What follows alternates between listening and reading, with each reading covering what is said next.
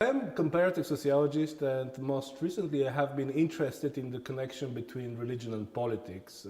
My focus is the way in which religion acts as a catalyst for political mobilization, for the political mobilization of ordinary people. That is, I want to understand how and when religious beliefs and organizations make people engaged in political activities. I'm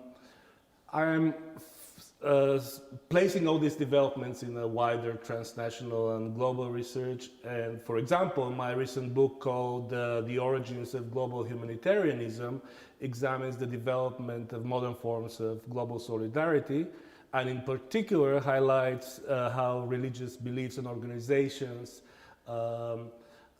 were the foundation for the development of these forms of global solidarity and of these social movements.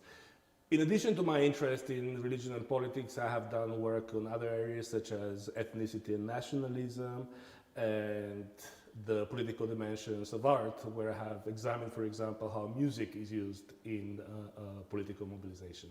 The kind of work that I and my fellow comparative sociologists do is meant to help us understand better how societies and individuals within societies function. We are looking to identify the causes and circumstances that produce certain behaviors or that produce social change in general. And this is where the comparative method is particularly effective, because in the social sciences, unlike in the natural sciences, it is very difficult, if not impossible, to create the experimental conditions. That's why we do social comparisons. That is, we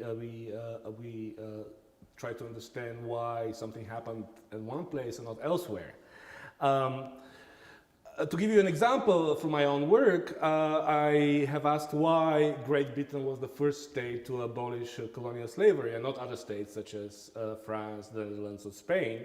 And by analyzing all the factors from a comparative perspective, the main difference between these cases is that in Britain there was a strong religious movement that, in a sense, forced the government to abolish slavery. In other words, this is not the kind of research that can be applied directly to create a new product or a new machine. It is the kind of research that provides us with insight on how societies function and what accounts for social change. Right now, I am studying the moral norms that govern economic behavior, and more precisely the genesis of such moral norms. Now, this sounds quite general. Let me explain a little bit what I mean by that. In contemporary societies, we assume that there is a rigid boundary between economics and morality. So morality is about ideas and belief of good and bad. Economics is about profit. When people buy or sell things, they don't do it because they want to be moral actors, but because they want to make profit. Now, in reality, however, the things are more complex, and a lot of our economic behavior is governed by moral norms, that is, ideas about good and wrong.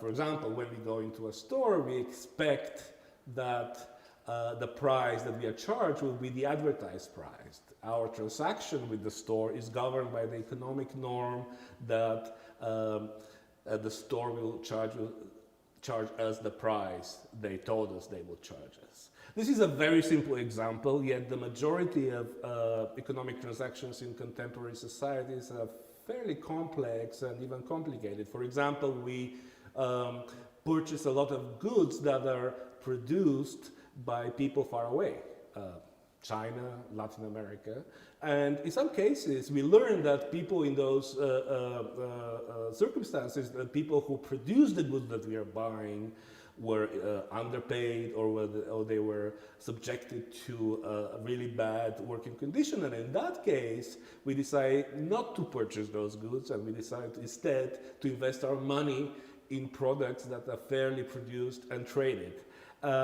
In other words, when we make our economic decisions, when we engage in this economic behavior, we impose moral norms, norms about good and bad on our economic choices. And this is what my current research is about, how such moral norms are created and imposed on economic behavior.